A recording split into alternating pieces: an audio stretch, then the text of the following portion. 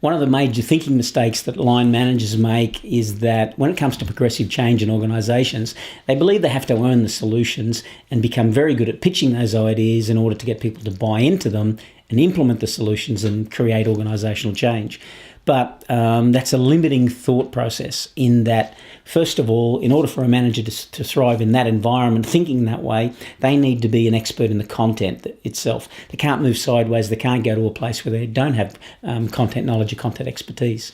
The second one is smart people, smart employees that work for a manager like that will probably leave. They don't thrive in an environment where they're told what to do all the time. They thrive in an environment where they're challenged, where they can solve problems and be supported by the managers in implementing those solutions to solve those problems.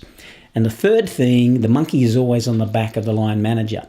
If they've got to solve the problem, right, they're disempowering the people around them and they're now carrying the burden of weight and they can't, ever go on holidays, they can't turn their back or nothing gets done. Now, what I want to run through is a model I refer to as the I, we, they model. So if you have a look at the screen, what you see on there is a triangle. This is meant to represent the organisational structure from the top down.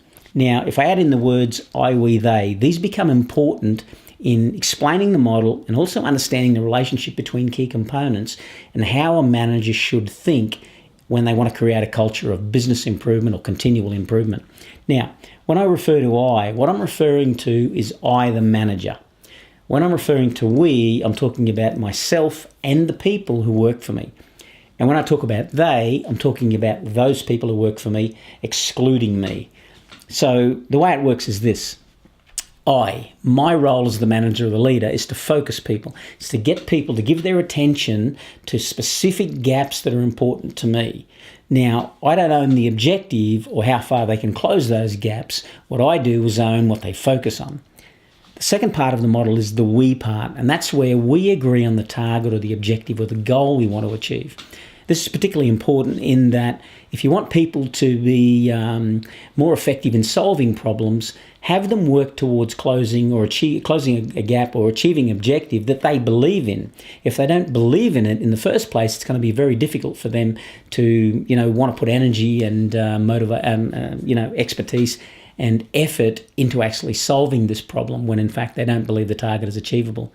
Another important part about this is if the target is my target and I implement or impose that on people, then I can't hold them accountable if they don't achieve it.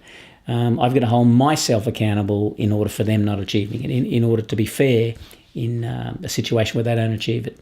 Now, when we go to the they part, they own the solutions. This is an important part of problem solving and building a continuous improvement culture in organisations, in that, number one, when they buy into the solutions, when they're their solutions, they're completely on board with those. They now have stake in the game. They now have reputation on the line because it's their solutions.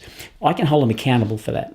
The second thing is those solutions, even if they don't work in the first instance, they're more likely to go and make them work and fix them and continually improve those solutions in order to really nail the target that we're trying to achieve here.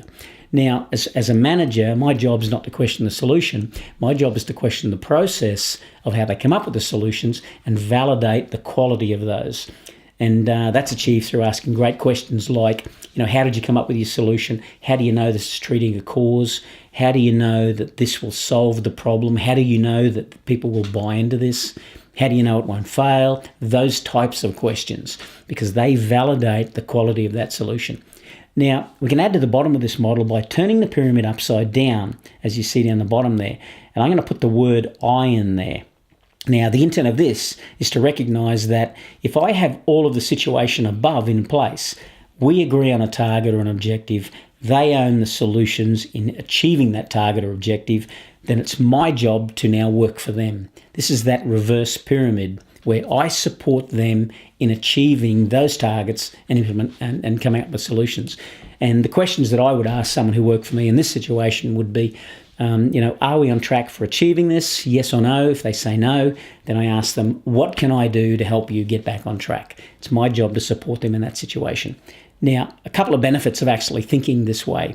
Number one, ownership and buy-in. When people are bought into objectives and goals and they own the solutions, there's a ton of buy-in on this. And it's my job to help them implement the things that they own. The second thing is I'm in a situation where I can hold them accountable for movement. I can hold them accountable for achieving targets and goals and objectives that they've bought into, as opposed to a situation where I've dictated a target that they never ever really bought into in the beginning of the process. So accountability is one of the key benefits.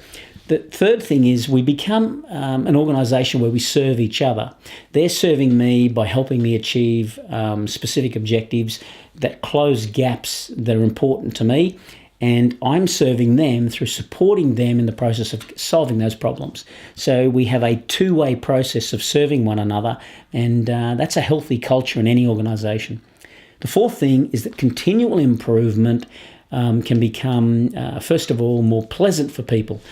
Change is often, in an organisation is often a situation where people feel pain. People don't like change. Change is a negative. What we want to do is have people see continual improvement as a positive, as a process that is progressive, as something that they're involved in and something that they can contribute to.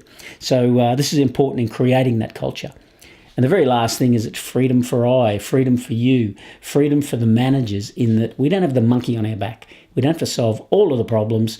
Okay, all we need to do is support people in solving problems that are important in certain focal areas. So that's it. Food for thought, have fun, give it a try, and I think you'll be surprised by the benefits that you achieve.